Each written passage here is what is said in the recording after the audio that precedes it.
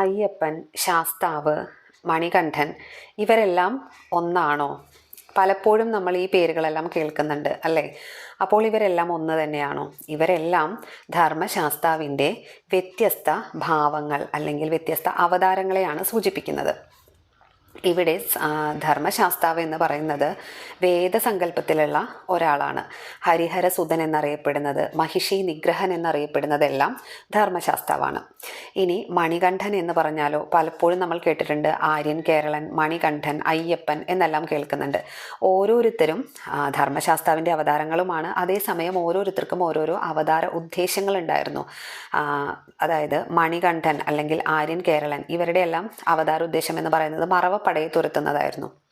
ഇനി ഹരിഹരസുതനായിട്ടുള്ള ധർമ്മശാസ്താവിൻ്റെ അവതാര ഉദ്ദേശം എന്തായിരുന്നു? അത് മഹിഷി നിഗ്രഹമായിരുന്നു. അതുപോലെ അയ്യപ്പൻ വനവാസിയായിട്ടുള്ളൊരു യോദ്ധാവായിരുന്നു. മണികണ്ഠനാകട്ടെ തമിഴ്നാട് സ്വദേശിയായിട്ടുള്ള ഒരാളായിരുന്നു.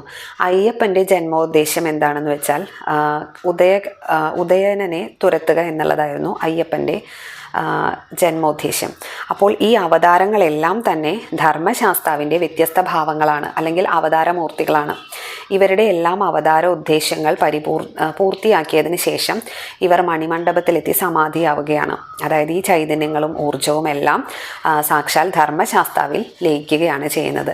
അതുകൊണ്ട് തന്നെ ആ സന്നിധാനത്ത് ചെന്ന് നിന്ന് തൊഴുതാൽ നമുക്കവിടെ അയ്യപ്പനെയും മണികണ്ഠനെയും എല്ലാവരെയും ധർമ്മശാസ്താവിനെയും എല്ലാം ദർശിക്കാൻ സാധിക്കും. ആ അനുഗ്രഹം എല്ലാവർക്കും ഉണ്ടായിരിക്കട്ടെ.